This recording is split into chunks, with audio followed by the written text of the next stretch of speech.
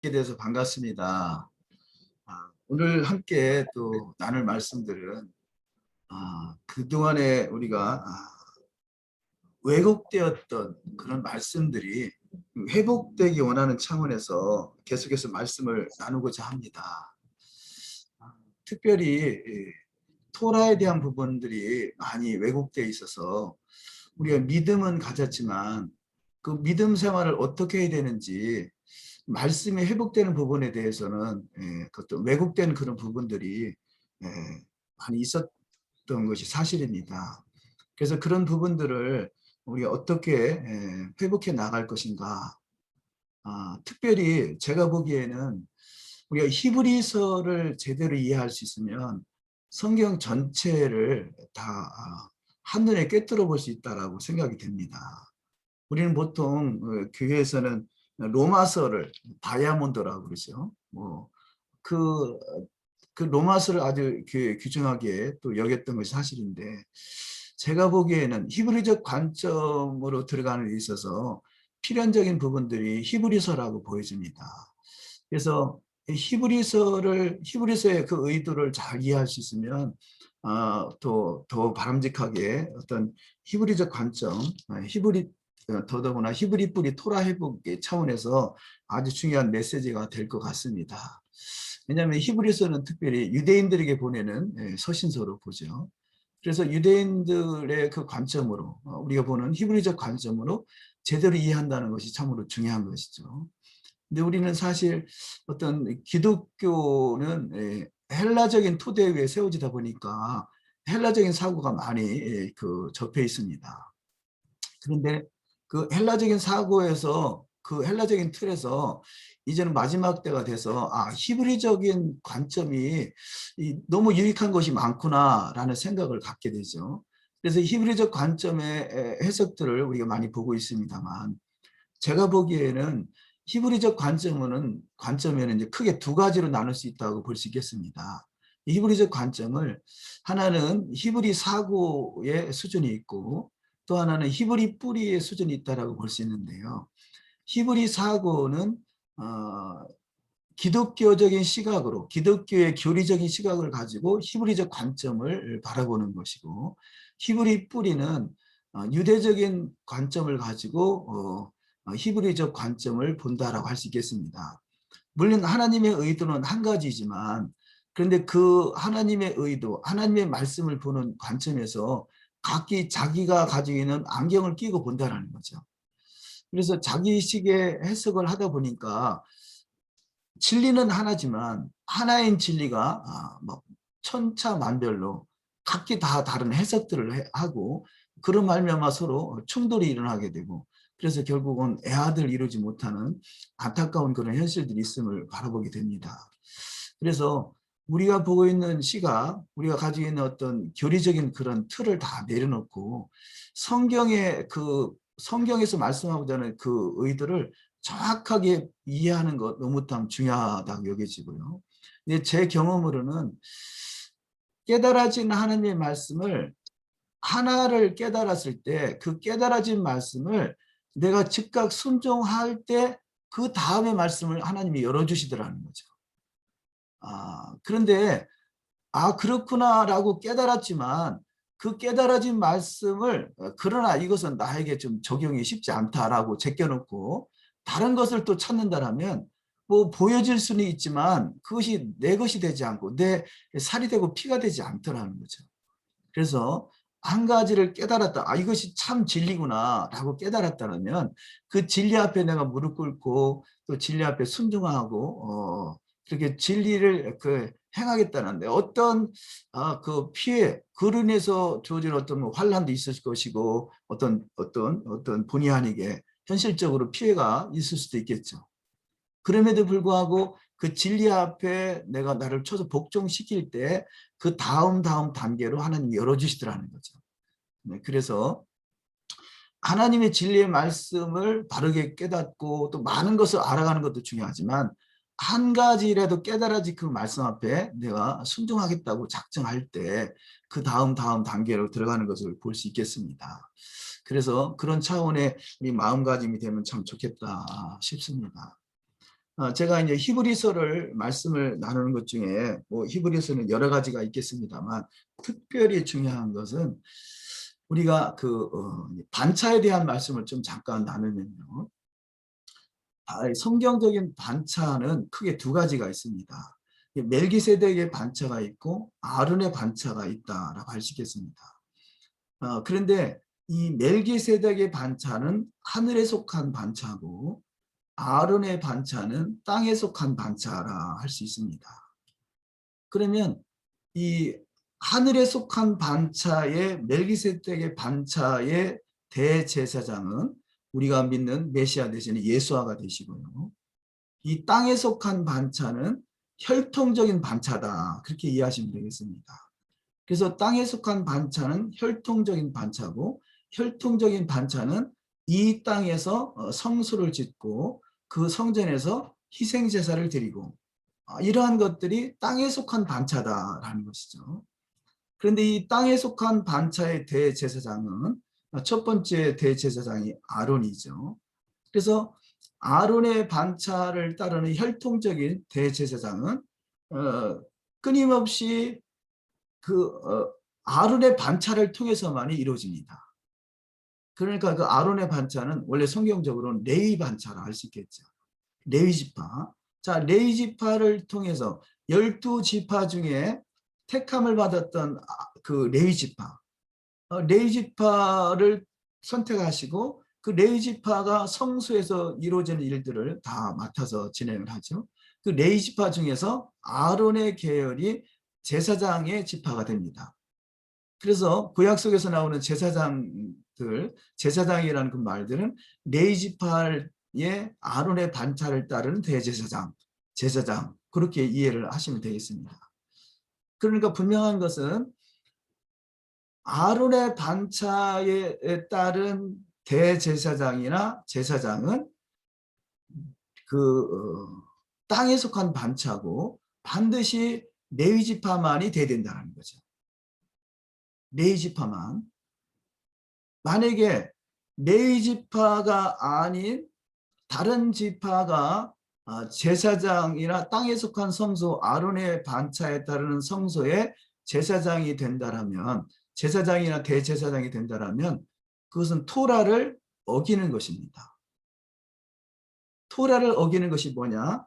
토라에서 말씀하시는 토라대로 준행하는 것, 이거를 거역하는 것이 어기는 것이 되겠죠. 우리가 쉽게 표현해서요. 자, 예수와께서 대제사장이라고 하시죠. 그런데 예수와께서 대제사장인데 만약에 예수와께서 대제사장이 되신 그분이 땅에 속한 성소의 대제사장이라 한다면 토라를 어기는 것입니다. 그래서 예수와는 땅에 속한 아론의 반차의 대제사장으로 오신 분이 아니세요. 우리가 오해하는 것 중에 큰 오해 중에 하나가 구약에서는 희생제사를 통해서 마치 죄사함 곧 구원을 받고 신약에서는 예수와를 통해서 죄사함 곧 구원을 받았다. 그러니까 구약의 희생제사가 신약의 예수와를 통해서 십자가에서 완성했다라고 하는 자체가 모순이라는 거죠. 왜냐하면 반차가 다르니까요.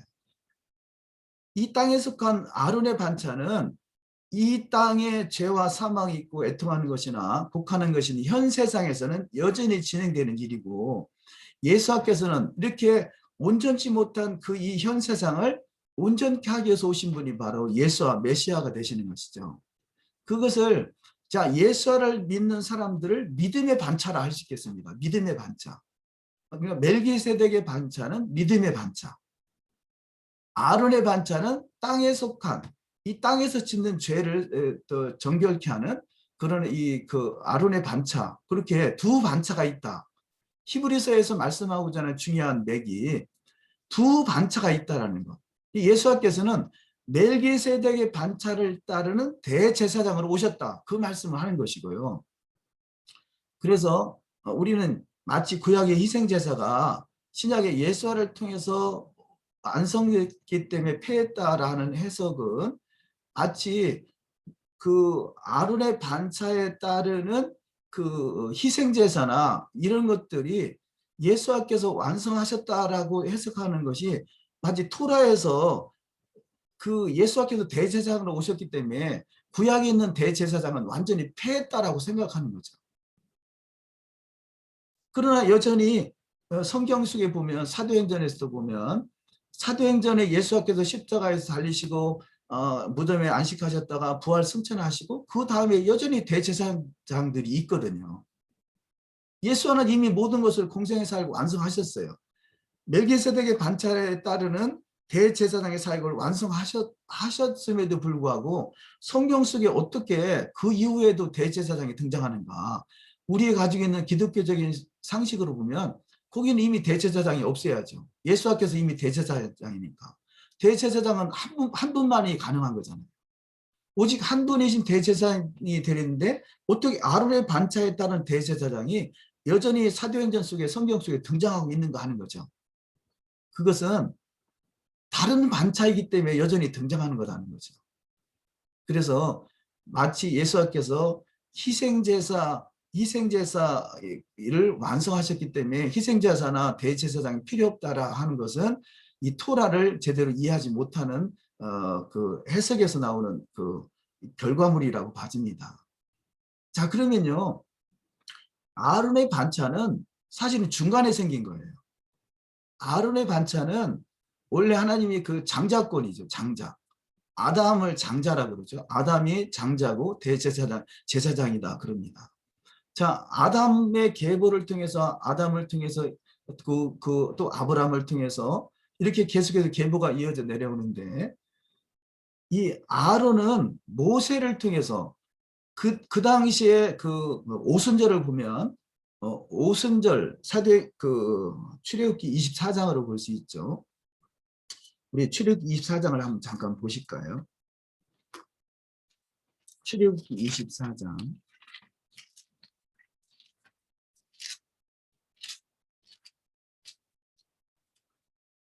자, 출애굽기 19장에서 23장까지 말씀하시고 24장에서 23장까지 모세가 시나이산에 올라가서 하나님의 말씀을 받아서 내려옵니다. 그래서 24장 3절에 모세가 와서 여호와의 모든 말씀과 그 모든 율례를 백성에게 고하매 그들이 한 소리로 응답하여 가로되 여호와의 명하신 모든 말씀을 우리가 준행하리이다. 모세가 여호와의 모든 말씀을 기록하고 이른 아침에 일어나 산 아래 단을 쌓고 이스라엘 12지파대로 12기둥을 세우고 이스라엘 자손의 청년들을 보내어 번제와 서로 화목제를 여호와께 드리게 하고 아멘. 여기 5절에 이스라엘 자손의 청년들을 보내어 라고 할 때 유대적인 해석은 이들이 바로 장자들이다 라고 해석합니다. 그러니까 지금 이 사건이 있기 전에는 아론의 제사장 지파 자체가 없었어요. 아론의 제사장 지파는 바로 레위 지파는 모세가 여호와의 모든 말씀을 기록하고 그 말씀으로 청년들을 보내서 이들이 장자들이라 할 수 있고요. 그야말로 제사장들이라 할 수 있겠죠. 장자권을 가진 자들. 이들을 통해서 오순절에 그 언약식이 진행이 되는 거죠. 거행이 되는 거죠. 이 출애굽기 24장이 그 구약 속의 오순절이라 할 수 있는데요. 이때는 바로 청년들, 장자들을 통해서 이루어졌다라면 이들이 결국은 오순절 언약을 맺기까지 해놓고 출애굽기 32장에 가서 금송아지 우상을 또 섬기게 되죠. 그래서 그 금송아지 우상을 섬기는 사건으로 인해서 그 모세가 시내산에서 돌판을 받아가지고 내려오다가 너무 화가 나서 돌판을 깨뜨리게 되고 그 돌판을 깨뜨리게 되고 그 이스라엘 백성들을 진으로 모이라고 해서 진에 다 모여서 거기서 누구든지 하나님 편에 서는 자는 다 나와라 뭐 이렇게 말씀하죠. 출애굽기 32장을 잠깐 보시면요. 출애굽기 32장에서 금송아지 우상을 섬기게 됩니다. 그래서 32장 15절에 모세가 돌이켜 산에서 내려오는데 증거의 두 판이 그 손에 있고 그 판이 양편 이편 저편에 글자가 있으니 그 판은 하나님이 만드신 것이라 글자는 하나님이 쓰셔서 판에 새기신 것이더라. 그리고 19절에 진에 가까이 이르러 송아지가 그 춤추는 것을 보고 대노하여 손에서 그 판들을 산 아래로 던져 깨뜨리니 그 판을 왜 깨뜨렸겠습니까? 어떤 유대적인 해석은 저들이 돌판에 기록된 말씀을 보면 저들이 얼마나 그 범죄하고 있는가를 깨달아서 오히려 심판을 견디지 못할 수 있을 것 같아서 모세가 보기 전에 깨뜨렸다, 그런 해석도 하죠. 그만큼 하나님의 말씀은 거룩한 하나님의 말씀인 거죠. 이것은 무한 하나님의 말씀인 거죠. 그래서 그 돌판을 깨뜨리고 또 심지어 20절에 모세가 그들의 만든 송아지를 가져 불살라 부수어 가루를 만들어 물에 뿌려 이스라엘 자손에게 마시우니라. 자, 이렇게까지 하면서요. 그 뒤에 좀 내려서 보시면 25절 이하에 모세가 본즉 백성이 방자하니 이는 아론이 그들로 방자하게 하여 원수에게 조롱거리가 되게 하였습니다. 이에 모세가 진문에 서서 가르되 누구든지 여호와의 편에 있는 자는 내게로 나오라 하매 레위 자손이 다 모여 그에게로 오는지라. 자, 누구든지 그 진 앞으로 나와라, 진문에 서서 나오라 했는데 레위 자손이 다 모여 그에게로 나왔다는 거죠. 여기서 중요한 것이 레위 자손이 그 앞에 나와서 27절 모세가 그들에게 이르되 이스라엘의 하나님 여호와께서 이같이 말씀하시기를 너희는 각각 허리에 칼을 차고 진 이문에서 저문까지 왕래하며 각 사람이 그 형제를 각 사람이 그 친구를 각 사람이 그 이웃을 도륙하라 하셨느니라. 레위 자손이 모세의 말대로 행하며 이 날의 백성 중에 3,000명가량이 죽인 바 된지라. 29절 모세가 이르되 각 사람이 그 아들과 그 형제를 쳤으니 오늘날 여호와께 헌신하게 되었느니라. 그가 오늘날 너에게 복을 내리시리라. 아멘. 자, 금송아지 우상의 사건으로 인해서 과거에는 장자들을 통해서 사역을 진행해 왔죠. 그래서 심지어는 출애굽할 때 10가지 재앙 중에 마지막 재앙이 장자 재앙이잖아요. 장자를 계속해서 부각시켜 왔는데 여기 지금 금송아지 우상의 사건을 통해서 이 장자가 아니라 헌신된 자라는 거죠. 헌신된 자. 그런데 이 헌신된 자 중에서 레위 자손이 다 모여서 그에게 나왔다는 거예요. 그래서 이 레위 자손을 통해서 땅의 성소에 그 제사의식을 행하거나 제사장으로서의 사명을 감당할 자들이 이 레위 지파, 특별히 아론의 자손을 통해서 이루어졌다는 거죠. 그러니까 이 땅에 속한 희생제사나 아론의 자손이나 이런 모든 것들, 땅에 속한 제사장들은 이 땅의 죄로 인해서 그 속에서 헌신된 레위 지파를 통해 이루었다는 거죠. 그러니까 헌신된 레위 지파를 통해서 이루어지는 이 사건은 한시적인 사건인 것이고요. 그것이 처음부터 한시적인 사건인데, 그렇다면 그 전에도 이미 믿음의 나라가 있잖아요. 우리가 아브라함을 믿음의 조상이라 그럽니다. 아브라함이 믿음의 조상이죠. 그런데 그 아브라함이 이 희생제사를 통해서 구원받은 게 아니거든요. 아브라함은 이미 아브라함이 멜기세덱을 만난 사람이에요. 지금 레위지파가 등장하기 전에 이미 아브라함은 그 멜기세덱을 만난 사람이고 멜기세덱을 통해서 축복을 받은 사람이죠. 아브라함은 그 당시 이미 믿음으로 말미암아 의롭다고 여긴 사람이란 말이에요. 그래서 믿음의 반차인 거죠. 제가 전자에 하늘에 속한 성소, 하늘에 속한 반차는 믿음의 반차고, 믿음의 반차는 아브라함을 통해서 그 믿음의 손 아브라함을 통해서 계보가 계속 전승돼 내려오고 있는 것이죠. 그러니까 그 멜기세덱의 반차를 통해서 아브라함이 제사장으로 세움을 받았다 할 수 있겠죠. 그 아브라함의 제사장 반차가 히브리서 11장에 보면 믿음의 사람들이 쫙 나열되어 있잖아요. 그 믿음의 사람들이 그 사람들이 그 히브리서 11장에 있는 믿음의 사람들이 희생제사를 통해서 구원받거나 한 거 아니잖아요. 이미 믿음의 나라는 처음부터, 사실은 아담 때부터 노아 때부터 아브라함부터 계속해서 전승되어 내려오고 있는 것입니다. 여기서 중요한 해석 중에 하나가 이 헬라적인 사고는요, 저 과거는 다 지나가 버려요. 그리고 마지막 계시만 붙들고 있다. 그래서 결국은 마지막 성경이 요한계시록이니까 요한계시록만 제대로 이해한다라고 생각하는데요. 그러나 히브리적 관점은 처음부터 영원하다라는 거죠. 처음부터 영원한 것입니다. 그래서 하나님께서 아담을 선택하셔서 아담을 통해서 이 전 세계가 다 이루어지게 되는데, 그래서 아담은 제사장이다, 장자다 그렇게 보는 것은요. 하나님이 아담에게 축복하신 그 축복권이 노아에게 넘어가고 노아에게 축복권이 아브라함에게 가고 아브라함의 축복이 이삭, 야곱, 요셉 이렇게 쭉 진행이 되는 거죠.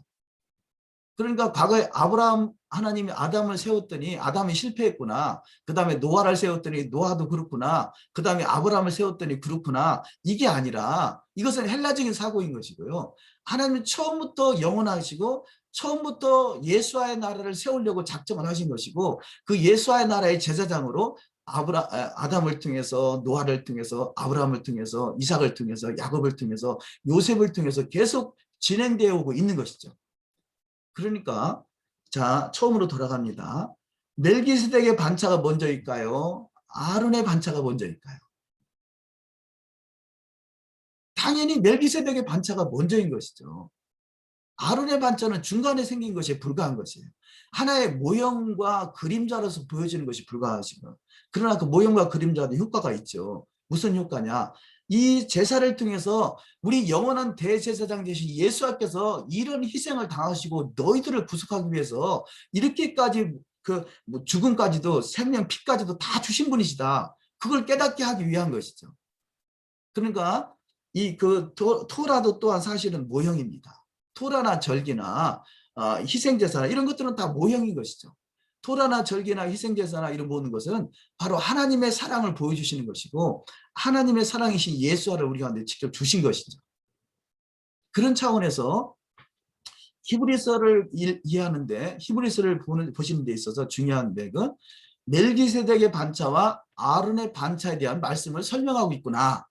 그렇게 보시면 되겠습니다.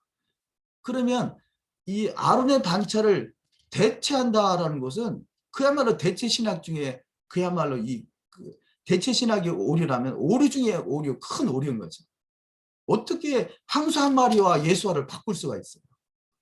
이미 예수와 메시아 그분은 처음부터 성경 자체가 예수와를 통해 쓰여진 책이고 처음부터 그 멜기세덱 하늘에 속한 성소의 반차 멜기세덱을 통해서 계속 계보를 이뤄오는 것이고 그래서 또 이 다윗을 세우시고 또 다윗의 계보를 통해서 예수아가 나오잖아요. 다윗은 유다 지파랍니다.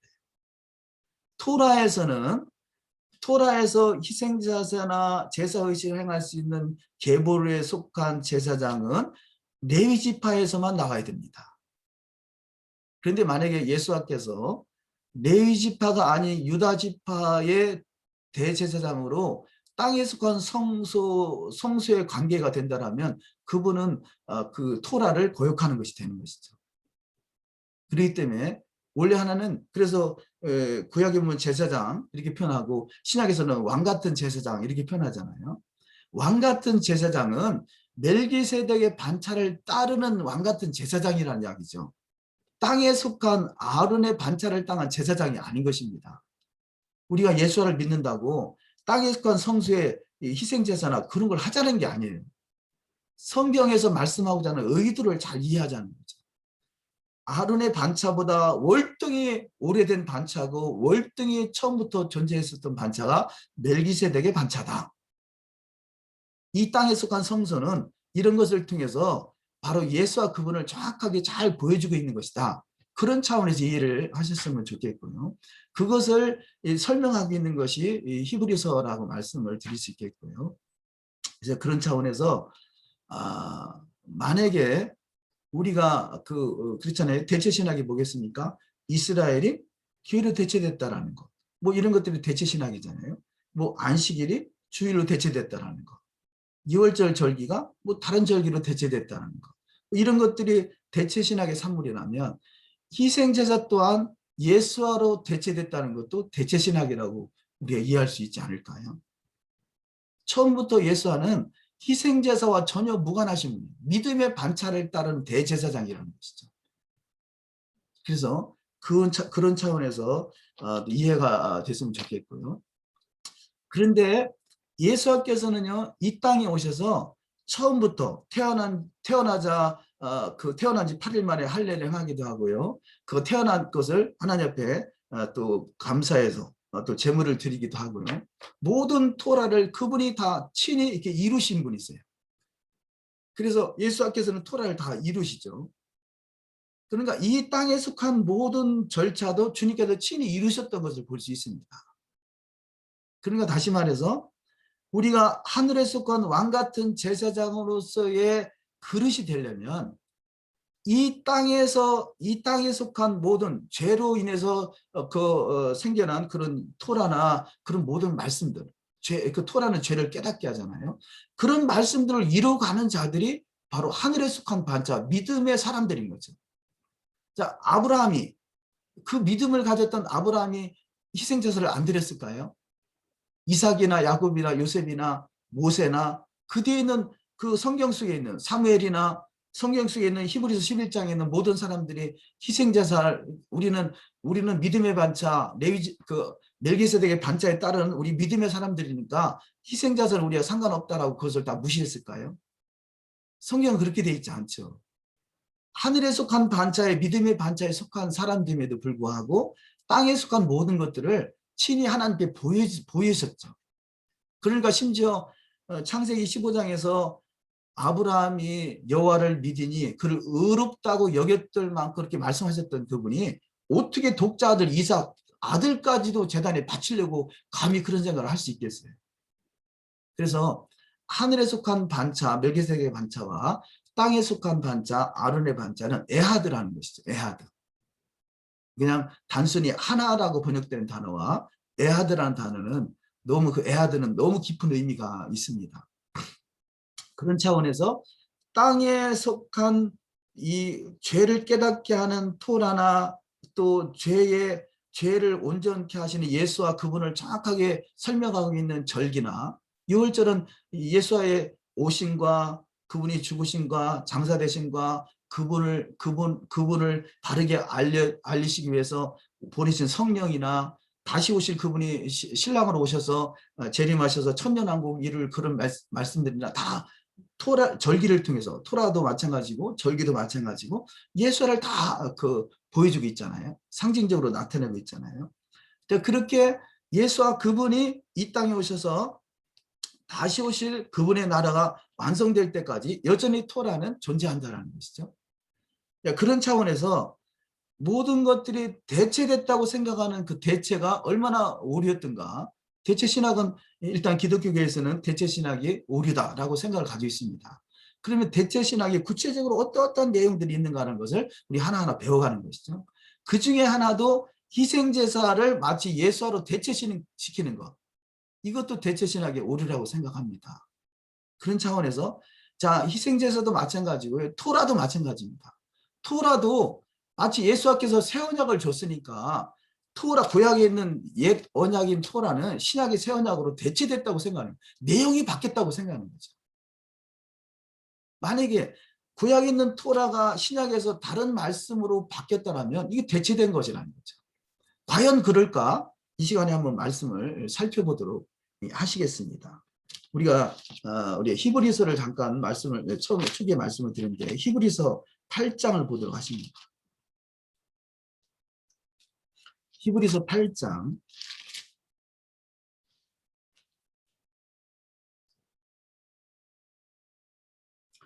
히브리서 8장 8장 7절부터 보셔도 좋겠는데요. 7절 저희를 허물하여 일렀을 때 주께서 가라사대 볼지어다 날이 이르리니 내가 이스라엘 집과 유다 집으로 새 언약을 세우리라. 새 언약을 세우리라.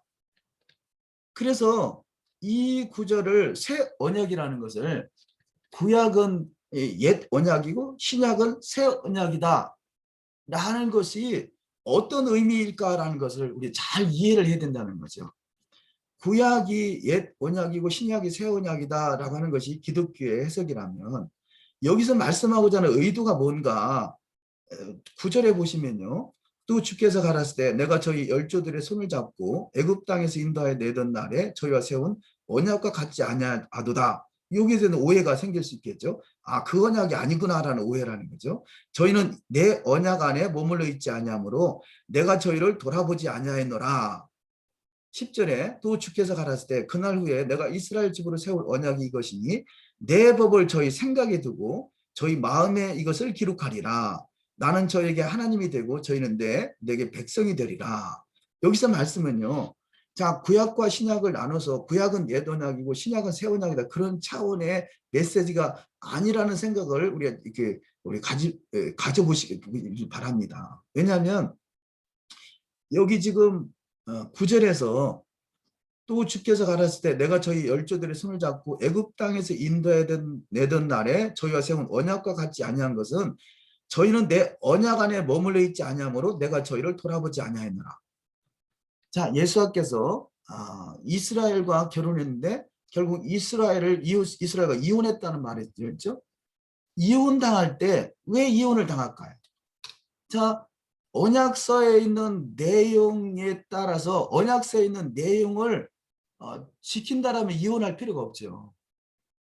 언약서에 있는 내용을 어겼기 때문에 이혼을 당한 거죠. 그러니까 누가 버림을 당한 거냐? 언약서가 버림을 당한 거냐? 아니면 이스라엘이 버림을 당한 거냐? 둘 중에 하나죠. 이 언약서가 잘못됐으니까 언약서를 폐기하자는 건지 아니면 언약서를 어긴 이스라엘 이혼하자는 건지. 성경은 이스라엘이 이혼을 당했다고 그러잖아요. 언약서를 폐기했다는 것이 아니죠. 언약서는 여전히 진리인 것입니다. 진리는 영원한 것입니다. 그래서 진리이신 언약을 어김으로 이스라엘을 이혼했다 그 이야기를 하는 거잖아요. 그러면 이 10절에서 또 주께서 가라사대 때 그날 후에 내가 이스라엘 집으로 세울 언약이 이것이니 내 법을. 자, 언약은 동일하게 구약의 언약과 신약의 언약이 동일한 언약인데 이 법을 생각에 두고 마음에 기록하리라. 이것을 말씀하는 거죠. 저들이 다시 언약 안에 들어오려면 여호와의 언약의 말씀이 마음과 생각에 기록해서 그것을 깨닫고 준행하는 자들이 되는 것을 말하는 것이고 이것이 새 언약이라는 거죠. 새 언약이 뭐냐? 과거에 있던 언약서를 폐기처분시키고 새로운 것을 써주겠다 그게 아니라 그 언약서를 온전히 준행하지 못하므로 새 언약, 이 말을 새라는 말을 다른 표현에서 성령이라고 바꾸시면 좋겠어요. 아니, 그리고 이해하시면 좋겠어요. 성령 언약이라는 거죠. 과거에는 돌판에 기록된 돌판 언약인데 이 돌판의 언약만 가지고는 언약을 제대로 준행하지 못하니까 마음판에 기록해 주겠다. 이것이 성령의 역사, 성령의 언약인 거죠. 성령 언약. 그래서 히브리서 8장에서 인용하고 있는 말씀이 에레미야 31장을 인용하고 있는 거죠. 에레미야 31장으로 한번 가보도록 하십니다. 에레미야 31장.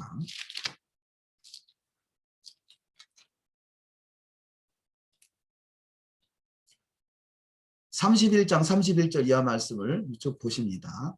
나 여호와가 말하노라 보라 날이 이르리니 내가 이스라엘 집과 유다 집에 새 언약을 세우리라. 자, 언약과 새 언약의 차이가 뭐냐? 과거의 언약과 새로운 언약의 차이냐?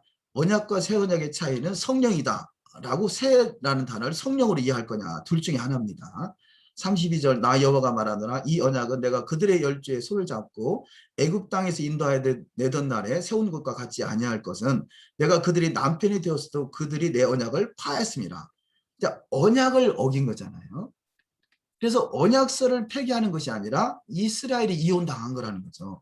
그 말씀하는 거죠. 남편이 되었어도 내 언약을 파했다는 거죠. 그래서 언약은 진리고 언약은 영원한 것입니다.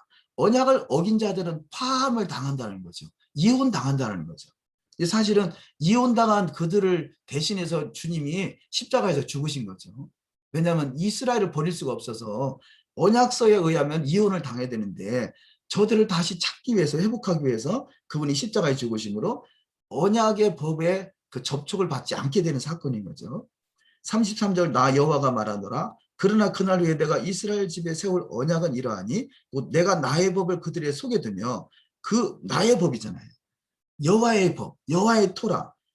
모세를 통해 주어진 여호와의 토라를 그들의 속에 두고 그 마음에 기록해서 그들의 하나님이 되고 그들은 내게 백성이 될 것이다.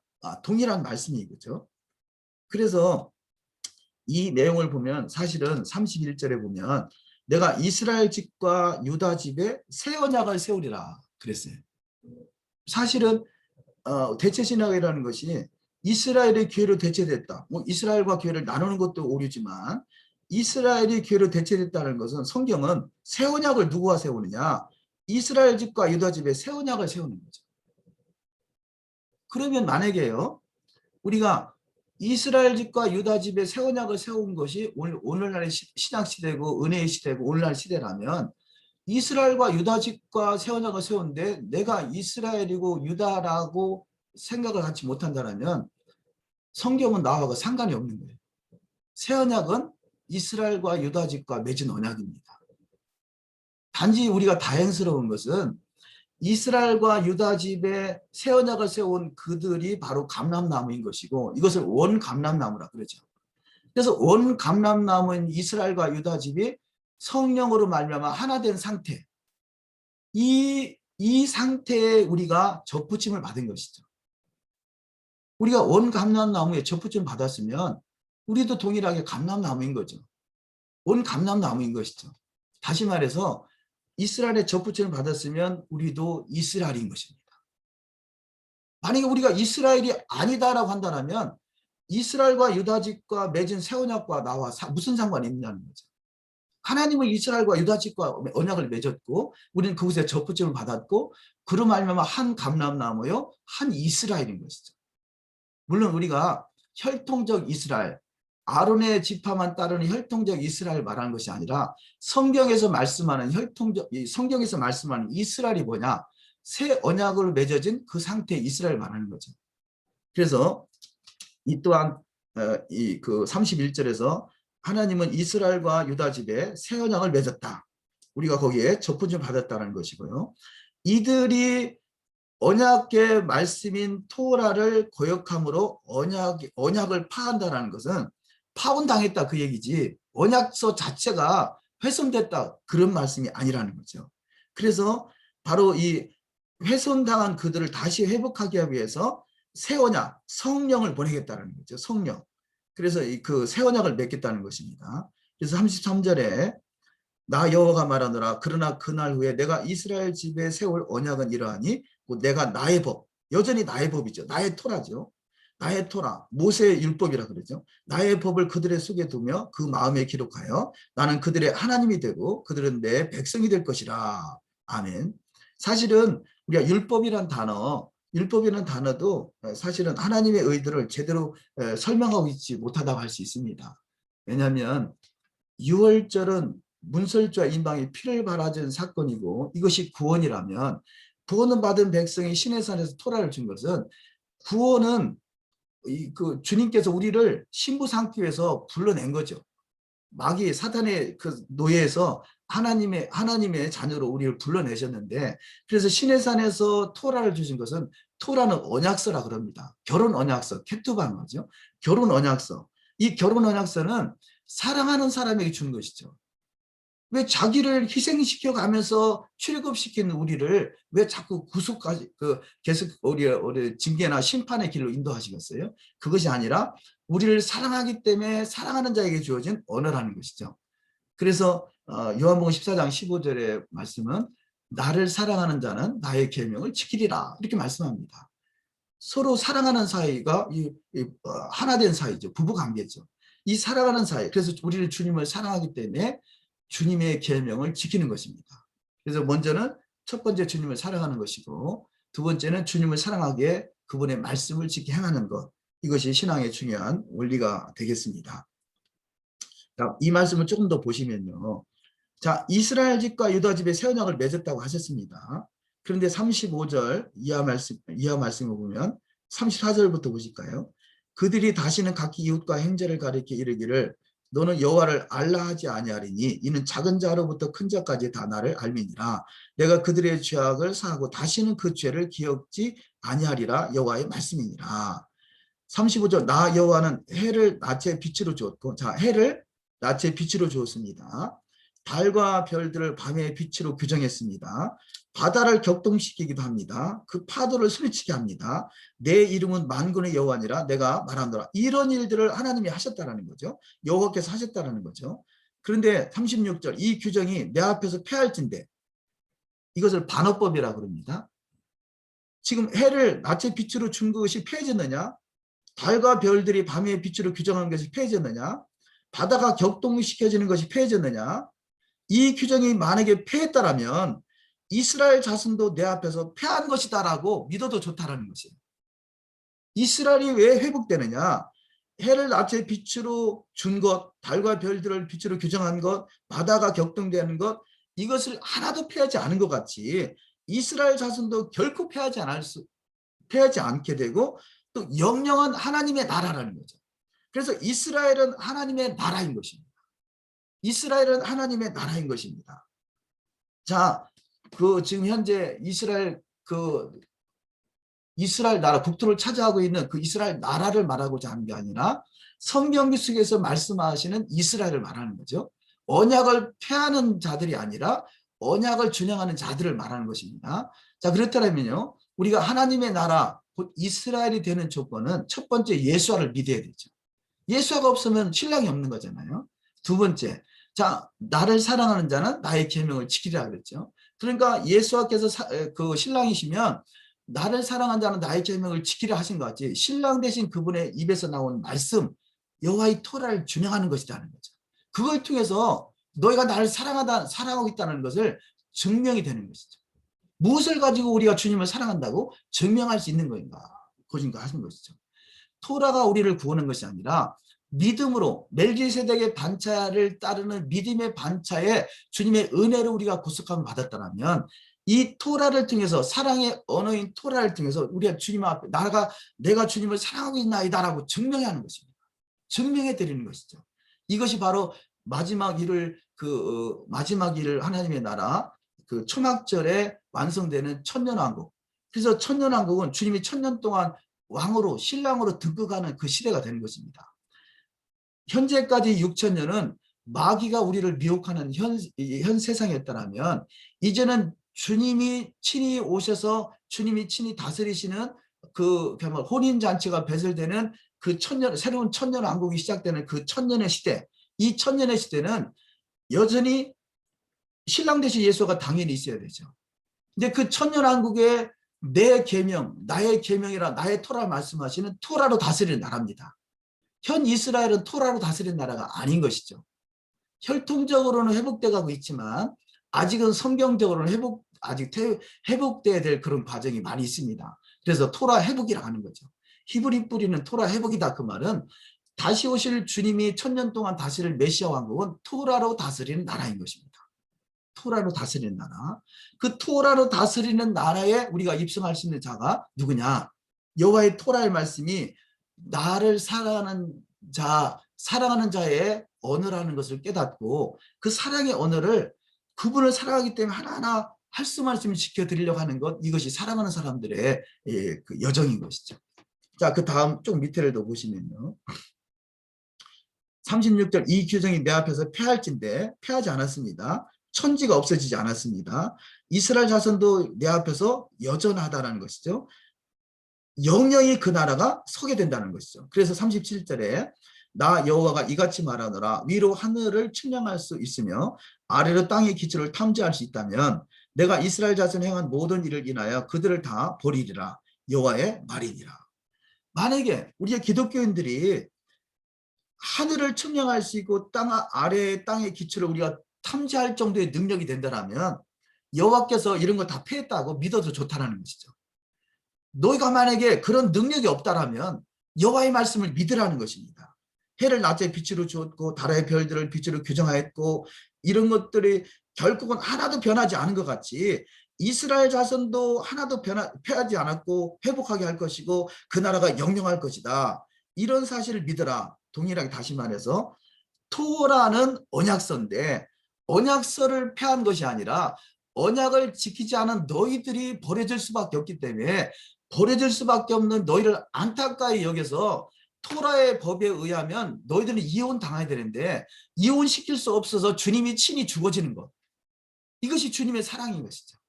주님의 사랑으로 내가 너희를 이렇게 사랑하고 있다는 것을 이스라엘을 사랑하고 있다.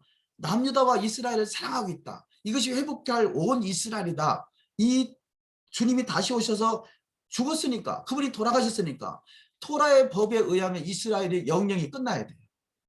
그런데 영령이 끝날 수밖에 없는 이스라엘을 다시 돌이키게 하기 위해서 그분이 친히 죽으심으로 토라의 복음에서는 일단 해방된 것이고, 다시 기회를 주시는데 하나님의 영 성령으로 말미암아 토라를 마음의 생각에 기록해서 그걸 다시 회복할 수 있는 기회를 다시 주시는 것이죠.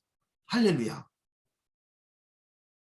그래서 예수와는 토라 속에 있는 희생제사, 사실은 희생제사에 대한 부분들이 율법의 613가지 중에 절반 이상을 차지해요. 절반 이상을 다 일단은 내려놓고 우리가 토라 속에 있는 말씀들, 그 말씀을 우리가 준행하는 그 시대에 있는 것이죠. 그런데 이런 모든 것들이 성경은 다 회복될 것이다 하고 말씀하고 있다는 거죠. 우리가 그 토라나 절기나 희생제사나 이런 것들은 다 예수와의 모형이라고 말씀드렸습니다. 그런데 이 모형을 폐기하다 보면요, 이것도 폐해야 되고 저것도 폐해야 되고 그러다 보니까요, 심지어는 무엇까지 폐하느냐, 천년왕국까지도 폐하는 거예요. 왜냐하면 천년왕국에서 율법의 613가지라고 하는 모든 것들이 다 부활하는데, 그런데 천년왕국을 말하려면 그것이 다 당연히 등장해야 되는데, 그러다 보니까 천년왕국에 대한 것까지도 새하늘과 새 땅으로 지나쳐 버리는 거죠. 새하늘과 새 땅, 새 예루살렘은 요한계시록 21장에서 이루어질 사건입니다. 이 요한계시록 21장에서는 7천년의 타임라인이라고 하는데요, 현 세상, 올라마제 현 세상이 지난 다음에 8의 나라, 그러잖아요. 8의 나라, 8의 나라가 새하늘과 새 땅, 새 예루살렘인데, 8의 나라는 7의 나라가 완성된 다음에 들어가는 것이 8의 나라인 것이지, 7의 나라 중에서도 6의 나라, 6천 년 동안에 현재까지는 세상은 있었기 때문에 인정할 수밖에 없지만, 7천 년에 주님이 다시 이 땅에 재림하셔서 통치하실 토라로 다스리는 7천 년의 나라를 싹 빼버린다면 8의 나라를 어떻게 건너갈 것이냐는 거죠.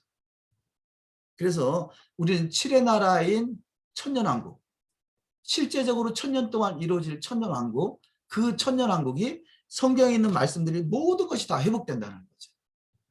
그래서 모든 것이 다 회복되는 그 나라, 7의 나라. 그래서 7의 나라에 대한 메시지들은요, 성경이 다 회복된다는 것을 인정하고 있습니다. 그런데 7의 나라의 천년왕국의 메시지를 빼버리면 성경에 있는 많은 부분들이 다 그야말로 대체돼 버립니다. 어떻게 성경대로 우리가 이해하고 따를 것이냐, 아니면 우리가 전자의 아론의 반차와 멜기세덱의 반차를 구별하는 것. 아론의 반차는 땅에 속한 반차고, 이 아론의 반차는 죄와 사망이 있는 현 세상에서 존재하는 것이고, 하늘에 속한 반차는 영원히, 멜기세덱의 반차, 영원한 반차, 믿음의 반차는 영원하고, 아론의 반차는 제사장이나 대제사장이 땅에 속한 일을 이룬다라면, 하늘에 속한 멜기세덱의 반차는 영원한 제사장으로서 왕같은 제사장으로서의 그 택함을 받은 자다. 우리가 왕같은 제사장이 땅에 속한 그 반차에 속한다라면 토라하고 충돌이 된다는 거죠. 이 땅에 속한 성소에서 이루어질 일들과. 그러나 우리는 멜기세덱의 반차에 속했지만, 하나님이 정한 땅에 속한 죄와 사망이나 애통하는 것들로 인해서 생겨난 그 토라에 따른 것들은 우리가 당연히 하나님의 영으로 말미암아 지켜 준행하는 것이 도리라는 거죠. 신랑 되실 예수를 사랑하면서 사랑함으로 사랑하는 사람의 말씀, 얼마나 그분이 죄를 미워하는지, 스스로 죄를 위해서 죽을 수밖에 없는 그분이 우리를 사랑하고 있다는 증거를 그분이 친히 몸소 이 땅에 오셔서 다 보여주신 것 같이 우리가 그분의 말씀을 다 이뤄가는 것, 그것이 너무 중요하다는 거죠. 한 가지만 조금 간략하게 좀 덧붙이면요, 우리가 사도행전 2장이 에레미야 31장에서 말씀한 그 말씀이 새 언약의 성취인 거죠. 또 출애굽기 24장에서 오순절 언약을 맺은 그 언약을 더욱더 완전케 하는 것이죠. 구약에 있는 말씀만 가지고는 너희들이 준행하지 못하기 때문에 하나님의 영 성령을 보내셔서 그 말씀을 마음과 생각에 기록해서 그걸 이루시겠다는 거죠. 그러니까 사도행전 2장이 우리는 보통 성령행전 그러죠. 맞죠? 그런데 교회 행전 그럽니다. 교회가 그때부터 태동됐다는 거죠. 근데 그것은 아닌 것이죠. 교회는 이미 성경 속에 이미 교회가 있었습니다. 그래서 성경 속에 있는 교회, 그들이 교회다운 교회가 되지 못하기 때문에 마태복음 16장에서 내가 이 반석의 교회를 세우는데 교회다운 교회가 되게 하겠다는 거죠. 그것이 성령의 역사인 거죠. 성령의 역사. 그래서 이렇게 지금 그래서 회복을 말씀하고 있습니다. 우리는 계속해서 히브리 뿌리는 토라 회복이다. 또 히브리 뿌리는 종말론이다 라고 말씀하는 것은요. 성경 전체를 히브리 뿌리적 관점으로 보니까 성경 전체가 다 한눈에 들어오더라는 거죠. 그런데 지금 회복에 대해서 제가 초기에 요한계시록 21장을 말씀드리면서 현 세상과 앞으로 다가올 세상을 나눠서 말씀드렸는데 현 세상이 첫 언약이다. 그래서 히브리서를 이해하는데요. 히브리서에만 등장하는데 첫 언약이라고 말하는 것은 토라를 말하는 것이 아니라 현 세상, 7,000년의 타임라인 속에 있는 현 세상, 죄와 사망이 있는 이 현 세상을 말하는 것이다. 그렇게 이해하시면 좋겠고요. 또 한 가지 회복될 그것이 토라를 기록한 말씀이 히브리어라는 거죠. 토라를 기록한 말씀이 히브리어라. 그건 다 인정하잖아요. 토라가 히브리어로 기록되어 있잖아요. 그런데 원래 이 인간이 그 창세기 11장에서 바벨탑을 쌓고는 것은 바벨론 결국은 우상을 섬기는 것이 이방신을 섬기는 거잖아요. 자, 이렇게 바벨탑을 쌓기 전에는 이 전 세계 하나의 언어를 사용했다는 거죠. 하나의 언어.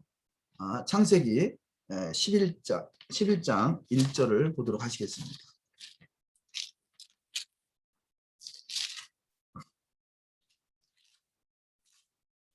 창세기 11장 1절에 온 땅의 구음이 하나요 언어가 하나였더라. 자, 온 땅의 구음이 하나고 이 구음이란 단어는 그 따바르란 단어 말씀이라는 거죠.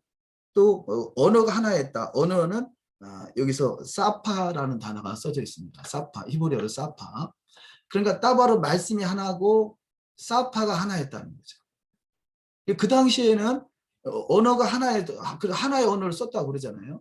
그런데 이 바벨탑을 쌓는 사건에서 저들이 하나의 언어로 통하다 보니까 엉뚱하게 여호와 하나님을 섬기는 것이 아니라 엉뚱하게 이방신을 섬기고 하니까 언어를 흩어버렸다는 거죠. 그래서 전 세계 수많은 언어들이 파생하게 됩니다. 성경적이잖아요. 하나의 언어였던 것이 전 세계에 저들이 우상을 섬기고 하니까 차라리 언어를 흩어버려서 엉뚱한 짓 못하게 했다라면요. 사도행전 2장에서 새 언약이잖아요. 새 언약. 자, 새 언약의 중요한 차이는 토라를 마음판에 기록되어 있느냐 그렇지 못하냐의 차이라고 말씀을 드렸습니다. 그럼 토라가 마음과 생각에 기록되어 있으면 당연히 준행하겠죠. 이것이 사도행전 2장의 성령의 언약, 새 언약, 에레미야 31장이나 에스겔 36장이나 에스겔 37장이나 수많은 말씀 중에 약속하신 그 언약이 토라를 준행할 수 있도록 이끌어주겠다. 성령, 그래서 성령을 보혜사 성령이라고 그러죠. 보혜사 성령, 너희를 돕는 보혜사를 보내서 토라대로 준행할 수 있도록 이끌으시겠다. 그래서 신부다운 신부로 단장시키겠다. 이 말씀이라는 거죠. 만약에 그 토라를 준행하지 않으면 토라를 폐기하는 것이 아니라 토라를 준행하지 저들이 이혼당할 수 있기 때문에 성령을 보내서 어떻게 하든지 토라를 준행할 수 있도록 이끄시겠다는 거죠. 그런데 이렇게 성령, 새 언약, 성령이 임하니까요. 어떤 사건이 벌어지느냐. 여기 지금 그 창세기 11장에서 말씀하는 이 사파라는 단어가 비로소 사도행전 2장에 등장하더라는 거죠. 이 말씀은 잃어버렸던 언어, 그 갈갈이 찢겨진 언어를 하나로 회복하겠다는 거죠. 그러니까 토라도 회복하는 것뿐은 또 당연하거니와 토라가 기록된, 제가 보기에는요, 이 토라가 기록된 단어가 히브리어잖아요. 이 사파라는 단어가 하나의 언어를 사용했다면 도대체 그 하나의 언어가 무슨 언어였을까라고 하는 것이죠. 이 언어가 이 히브리어라고 봅니다. 왜냐하면 일단은요, 히브리어로 성경이 기록되어 있고, 그리고 또 유대인들은 이 히브리어를 에데닉어라 그럽니다. 에데닉어. 이 말은 에덴에서 사용했던 언어라는 거죠. 이 세상에 있는 어학적으로는 뭐 히브리어가 뭐 중간에 만들어졌다 뭐 별의별 말들이 있을 수 있지만 성경적인 원리는 성경에 기록된 히브리어가 창조의 언어, 창조의 언어고요. 에덴에서 사용한 언어고요. 성경에 기록된 언어고요. 이 언어가 다시 하나님의 의도대로 우리가 회복할 수 있는 길이 히브리어로 기록되는 의미를 깨달을 때 이게 제대로 회복된다는 거죠. 그래서 이 그 헬라가 들어와서 한 일 중에 참 많은 잘못된 일이 있지만 그 중에 하나가 히브리어 성경을 헬라어로 번역한 것입니다. 그것을 70인역이라고 그러죠. 70인역. 히브리어를 헬라어로 번역된 거. 이방인인 우리에게는 헬라어나 한글이나 이렇게 영어나 여러 언어로 번역됐기 때문에 우리도 그 어떤 믿음을 가질 수 있고 믿음 생활할 수 있다고 좋아하는 부분도 있지만 유대인들의 관점에서 보는 것은요. 히브리어를 헬라어로 번역하는 것은 이것은 하나님의 말씀을 왜곡시킨다. 변질시킨다. 그런 의미 때문에 유대인들은 이 히브리어가 헬라어로 번역된 70인역, 70인역을 번역한 그날을 지금도 그날을 기억하며 금식하는 거예요. 왜냐? 말씀을 왜곡시킬 수밖에 없는 것을 알기 때문에 안타까운 그런 상황들을 보면서 금식하고 있는 거죠. 금식의 날짜를 정해놓고 그들은 금식한다는 거죠. 그래서 우리가 번역되는 성경을 통해서 많은 것을 유익을 얻기도 하지만 때로는 어떤 부분에서는요. 너무나 많이 왜곡돼서 하나님의 의도에서 너무나 멀리 떨어지고 변질되고 대체됐다는 것도 많은 부분에서 사실 성경 언어적으로 보면 대체된 것을 사실 우리가 느끼게 됩니다. 그런 이해가 부족하기 때문에 그렇죠. 그런데 사도행전 2장을 잠깐 보시겠습니다. 제가 몇 분까지 말씀을 전해야 될지 모르겠습니다만 사도행전 2장을 잠깐 보시면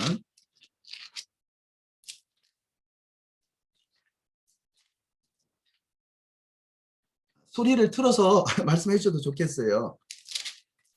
사도행전 2장. 예, 목사님 마음껏 말씀 전해주세요. 감사합니다. 지금 성령이 강림하는 사건이죠. 2절.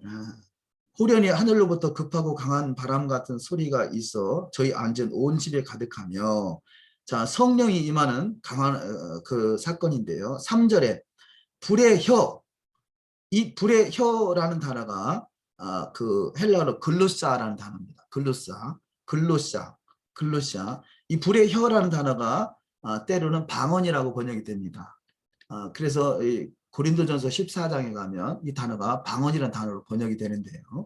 첫 번째 불의 혀라는 단어가 있고 불의 혀같이 갈라지는 것이 저에게 보여 각 사람 위에 임하여 있더니 4절 저희가 다 성령의 충만함을 받고 성령이 말하게 하심을 따라 다른 방언으로 말하기를 시작하니라. 여기 다른 방언 할 때 이 방언이라는 단어가 글루사이라는 단어입니다. 글루사이는 첫 번째 말씀드린 글루사가 단수라면 글루사이는 복수입니다. 그래서 단수와 복수가 써져 있고 그 다음에 6절에서 이 소리가 나매 큰 무리가 모여 각각 자기의 방언으로 제자들이 말하는 것을 듣고 소동하여. 여기 각각 자기의 방언으로 할 때 이 방언이라는 단어가 디알렉토라는 단어인데요. 디알렉토. 자, 이 세 단어가 등장하죠. 그런데 여기 지금 뭐 한 단어는 단수와 복수와 또 다른 단어라면 히브리어로 보면 이 단어가 다 다른 단어입니다. 그래서 히브리어 성경으로는 첫 번째가 불의 혀라고 하는 단어가 라숀이라는 단어고요. 라숀, 불의 혀와 라숀. 그 두 번째 글루사이라는 단어가 리산이라는 단어입니다. 리산. 또 세 번째 단어가 그 디알렉토라는 단어가 사파라는 단어입니다. 사파. 그래서 여기 지금 각각 자기의 방언으로 제자들이 말할 때 사람들이 알아들었다고 그러잖아요. 이 단어가 물론 뭐 그 열방의 언어로 뭐 방언했다라고도 할 수 있겠고요. 사람들이 다 알아들었다는 거죠. 알아들었다는 거죠. 이 단어가 사파라는 단어가 전자의 창세기 11장에서 구음도 하나요, 언어가 하나였던 그 단어. 초기에는 수많은 언어가 생겨나기 이전에 사용했던 그 언어가 사도행전 2장에서는 다시 그 사파라는 단어가 등장하더라는 거죠. 사실은 출애굽기 19장에서 그 하나님이 그 성령이 하나님이 여기 강림할 때 그때도 또 등장하게 됩니다. 그러니까 그때도 성령이죠. 말씀을 주실 때 이 사파라는 단어가 또 등장하는데, 그런데 이 고린도 교회에 가서는 이 사파라는 단어가 말해도 못 알아듣더라는 거예요. 그래서 고린도 전서를 보도록 하시면, 먼저는 사도행전 2장 3절에서는 불의 혀라는 단어, 이 단어는 영과 영의 접촉이라고 보시면 되겠고요. 그 다음에 또 다른 방언으로 말하기 시작하니라 라는 단어가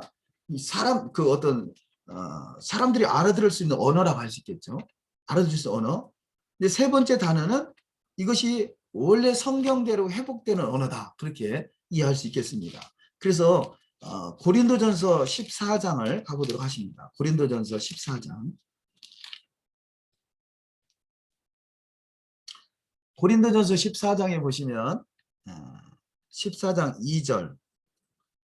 그래서 우리가 오늘날에 방언이 초대교회만 있었느냐, 아니면 지금도 존재하느냐, 뭐 이것 때문에 여러 가지 또 갑론을 논쟁이 많이 심합니다. 그런데 이런 차원에서 한번 보시면 어떨까 싶은데요. 14장 2절에 보면 방언을 말하는 자는 사람에게 하지 아니하고 하나님께 하나니 이는 알아듣는 자가 없고 그 영으로 비밀을 말함이니라. 자, 우리가 보고 있는 성경은요, 다 방언 이렇게 하는데 그 원어적으로 보면 단어가 다른 것을 볼 수 있습니다. 그래서 여기 지금 글루사이라는 단어인데, 첫 번째가 방언을 말하는 자는 사람에게 하지 않는. 자, 사람에게 알아들으라고 하는 방언이 아니라 하나님께 하는 방언. 그래서 이는 알아듣는 자가 없고 그 영으로 비밀을 말함이라. 하나님과 쉽게 표현해서요, 이 글로사라는 단어는 영과 영의 접촉이 이루어진 상태. 자, 하나님의 영과 내 영이 영으로 교통하는 접촉이 이루어진 상태. 이것을 글로샤라는 거죠. 글로샤. 영과 영의 접촉이 이루어진 상태. 그래서 이것은 사람이 알아듣지를 못해요. 근데 영으로 비밀을 말하는 것이에요. 근데 마음의 열매는 맺히지 못하지만 영이 교통함이 있고 영이 성숙함을 가는 그런 상태를 알 수 있겠죠. 그리고 두 번째 단어가 그 5절에 보면 나는 너희가 다 방언 말하기를 원하나 특별히 예언하기를 원하노라. 방언을 말하는 자가 만일 교회 덕을 세우기 위하여 통역하지 아니하면 예언하는 자만 못하니라. 여기서 나는 너희가 다 방언을 말하기를 원하나, 여기서 두 번째 단어가 써져 있습니다. 글로사이, 미시안이라고 그랬죠. 미시안의 단어가 써져 있는데, 그래서 사람들이 알아들 수 있는 언어, 뭐 알아들 수도 있겠고 못 알아들 수 있는 언어 되겠습니다만, 그래서 못 알아듣는 경우 통역을 하라는 것이죠. 그런데 세 번째 단어는 14장 21절에 보시면 14장 21절에 율법에 기록된 바 주께서 가라사대 내가 다른 방언 하는 자와 다른 입술로 그 백성에게 말할지라도 저희가 오히려 듣지 아니하리라 하였으니. 아멘. 자, 여기서 사파라는 단어가 등장합니다. 여기서 사파라는 단어 등장하는데, 이 사도 바울이 하는 말이 다른 방언 하는 자와 다른 입술로 이 백성에게 말할지라도 저희가 오히려 듣지 아니하리라. 알아듣지를 못하더라는 거죠. 그러니까 사도행전 2장에서는 사파를 말할 때 사람들이 알아들었는데 고린도 교회에서는 사람들이 이 사파를 말해도 못 알아듣더라는 거죠. 그러면 차이는 사도행전 2장에서는 그래도 저들이 그 오순절에 다 모여 있었던, 그래도 말씀을 사모하는 사람들이었다면 고린도 교회는 방언을 말하고 있지만 아직은 미성숙한 상태를 알 수 있겠죠. 그래서 고린도 교인들은 어린아이와 같다 이렇게 말해요. 우리가 보통은 방언을 말하면 성숙하다고 생각하는데 그것이 아니라 방언을 말한다, 영과 영의 접촉이 이루어진 상태를 할지라도 아직까지 어린아이 같은 신앙이 있다는 거죠. 그래서 사파를 알아들을 수 있는 신앙이 되는데 여기 어떻게 기록됐습니까? 21절 율법에 기록된, 율법이라고 그러죠. 율법에 기록된 바 주께서 가라사대 내가 다른 방언하는 자와 다른 입술로 이 백성에게 말지라도. 율법에 기록된 언어가 히브리어잖아요. 히브리어. 율법에 기록된 언어가 히브리어고, 그래서 아마도 이 히브리어가 바로 사파라는 언어가 아니었을까 보는 거죠. 원래 사파라는 단어가 초기에는 다 하나의 언어로 통할 수 있는 언어가 사파의 언어인데, 그 사파의 언어를 흩어버렸기 때문에 못 알아듣다가 성령이 충만하게 임했더니 사도행전 2장에 언어가 회복되더라는 거죠. 그런데 고린도 교회는 아직 미성숙하다 보니까 방언을 말해도 아직까지는 사파까지는 단계에 못 이뤘다고 할 수 있겠고요. 그런데 이 언어가 결정적으로 마지막 때 회복된다라고 말씀하는 내용이 스바냐 3장에 있습니다. 스바냐 3장, 스바냐 3장의 말씀 한번 보도록 하시겠습니다.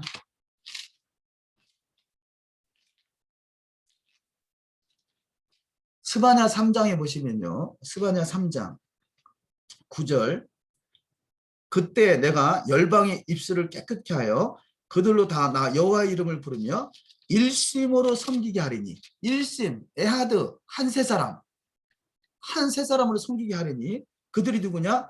그때 내가 열방의 입술을 깨끗게 하여. 여기서 열방의 입술, 이 단어가 사파라는 단어입니다. 처음에 기록된 언어, 성령이 충만하게 임했을 때 사용되는 언어, 마지막 때 열방에게 이 사파의 언어를 회복하게 하셔서 일심으로 하나님을 섬기게 한다는 거죠. 그래서 전체적인 맥으로 쭉 보시면 열방의 입술을 깨끗게 하여, 그래서 우리가 히브리어가, 제가 이 사파라는 단어가 히브리어다고 확신하는 것은 유대인들은 끊임없이 에덴이어로, 또 성경의 창세기 1장에부터 기록된 단어가 히브리어고, 또 사도 바울이 다메섹 도성에서 하나님을 만날 때, 예수를 만날 때 위로부터 강력한 빛이 임할 때 히브리 방언으로 말하되, 이렇게 말하고 있어요. 그래서 히브리어가 천상에서 사용된 언어인 것을 볼 수 있겠고요. 그 히브리 방언으로 말하는 그 히브리어가 회복되는 것, 이것이 과거에 없었던 조무후무한 사건이라고 할 수 있겠죠. 먼저는 이스라엘이 히브리어가 회복되고요. 또 우리 크리스찬들이, 기독교인들이 히브리어 찬양 하나하나 더 하고 싶어 하고, 히브리어 말하는 거 하나하나 히브리어 알파벳을 배우려고 하고, 이런 것들이 바로 열방의 입술, 전 세계 있는 모든 기독교인들에게 바로 입술을 깨끗게 하는 그 시즌이라 할 수 있겠죠. 그래서 사파가 회복되고 히브리 말을 하려고 하고 히브리 언어를 배우려고 하고, 이런 것들이 얼마나 큰 축복인가. 이것이 마지막 때 회복될 언어인 것을 보고요. 이 사파가 회복돼서 하나님의 의도대로, 우리가 언젠가 기회가 되면 몇 번 말씀만 드리고 아직 기회가 없었는데요. 창세기 1장 1절 속에 무궁무진한 하나님의 의도가 있는데요. 창세기 1장 1절 속에 성경 전체가 다 들어있어요. 이것을 어떻게 우리가 히브리어를 모르고 그걸 이해할 수 있냐고. 히브리어 단어 하나하나 쓰게, 알파벳 단어 하나하나 쓰게 하나님의 의도가 다 새겨져 있는데, 그 의도를 우리가 이해할 수 있다면 감히 성경이 폐하거나 가감된다라고 감히 입을 못 댈 것입니다. 히브리어에 기록된 숨겨진 비밀들, 계시들을 깨닫고 그 말씀들을 하나하나 이해할 때 이 열방의 입술을 깨끗게 하는 것이, 진정한 히브리어를 통해서 우리가 가능하구나 하는 것을 우리가 그냥 피부적으로 절감을 하게 될 것입니다. 그래서 열방의 입술을 깨끗게 하여 그들로 다 나 여호와 이름을 부르며 일심으로, 에하드로, 일심이 에하드죠. 이것이 한 세 사람을 말하는 하나, 이스라엘과 유다가 성령으로 말미암아 한 세 사람을 이루는 상태. 우리가 거기서 에하드를 이루어서 일심으로 하나님을 섬기는 것, 그때가 바로 주님의 재림의 때고, 주님과 함께 주님의 나라에 입성해서 1000년 동안 왕노릇하는 시대가 도래하게 될 것입니다. 그래서 이 말씀을 주님이 강림하셔서 진정한 토라다운 토라, 온전한 토라를 가르치는 시대가 올 것이라는 말씀, 우리가 이사야 2장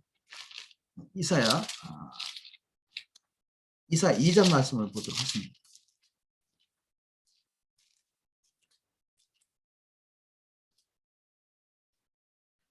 이사야 2장 2절 이하 말씀. 말일에, 여기 말일이라는 것은 주님의 재림의 날을 말합니다. 재림의 때. 이것이 세상의 종말이 되고요. 믿는 자에게는 그날이 큰 잔칫날이 되겠죠. 말일에 여호와의 전에 산이 모든 산 꼭대기에 굳게 설 것이요.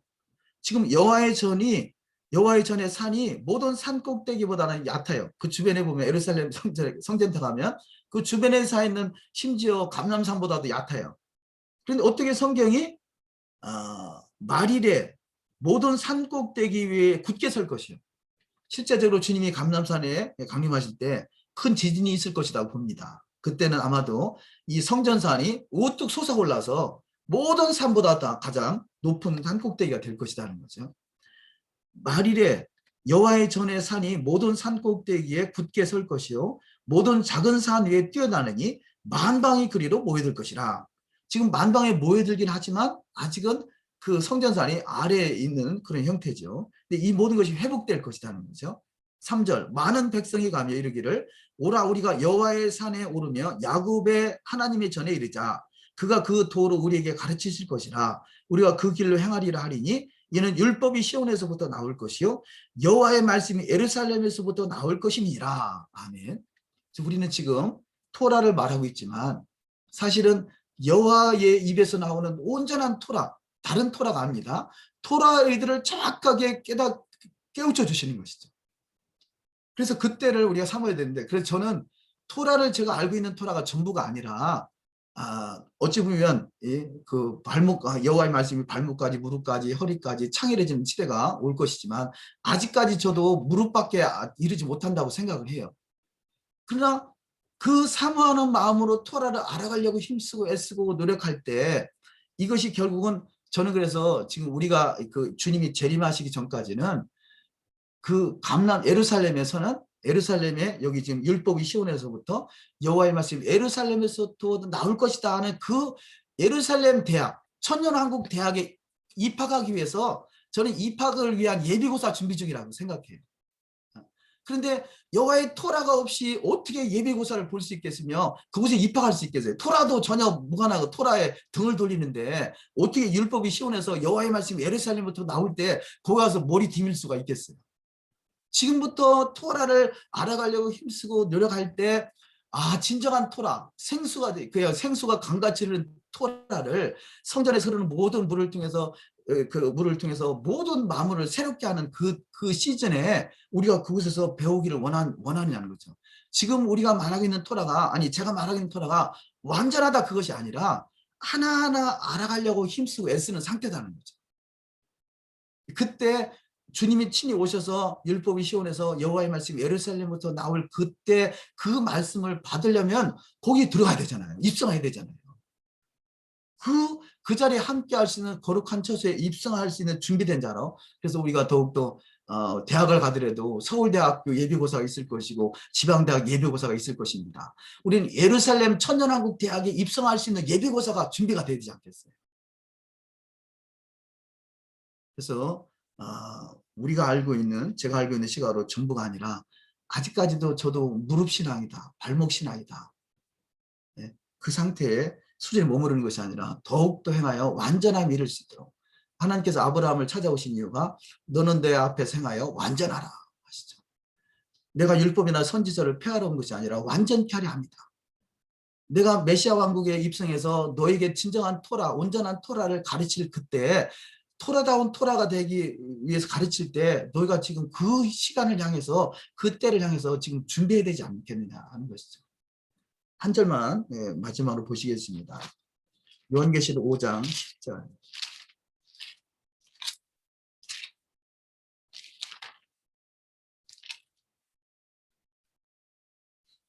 요한계시록 5장 10절. 저희로 우리 하나님 앞에서 나라와 제사장을 삼으셨으니 저희가 땅에서 왕노릇 하리로다 하더라. 아멘. 나라와 제사장, 왕같은 제사장. 이것이 바로 멜기세덱의 반차를 따르는 제사장이다 봅니다. 그래서 멜기세덱의 반차를 따르는 제사장, 이들이 천년왕국 끝전까지도 여전히 이 땅에 죄와 사망이 있는 그 시즌이기 때문에 지금은 토라를 통해서 우리가 더욱더 온전함으로 주님이 다시 오실 그 날에 입성하기 위해서 준비하는 과정이라면 그때 가서 주님의 입에서 나온 말씀을 통해서 땅에서 왕노릇 할 자로, 지금은 토라 이야기하면 눈총이 안 받으면 다행의 시대입니다. 그런데 주님이 다시 오셔서 토라로 가르치는 그 나라는 주님이 입에서 나온 말씀을 가지고 땅에서 왕노릇할 자로 세워지는 시대가 바로 주님의 왕국, 메시아 왕국에서 우리가 해야 할 사명인 거고 역할인 것이죠. 준비합시다. 메시아 왕국 대학에 입성하기 위해서 우리가 준비합시다. 근데 토라에 등을 돌리고 어떻게 준비가 되겠어요? 신랑 대신 예수께서 감람산으로 강림하셔서 너희가 온전한 토라를 가르치겠다고 지금 말씀하시는데 아직도 이 토라의 기초도 못 되고서 어떻게 거기다 발을 담글 수 있겠습니까? 더욱더 사모하는 자, 사모하는 마음으로 사모하는 자를 만족해 하시는 그 은혜가 충만히 임하시기를 주의 이름으로 축원합니다. 아멘. 잠시 기도합니다. 여호와의 말씀으로 감동케 하심에 감사합니다. 말씀이 육신에 되어 우리 가운데 거하시는 주님과 날마다 동행하는 삶이 되기 원합니다.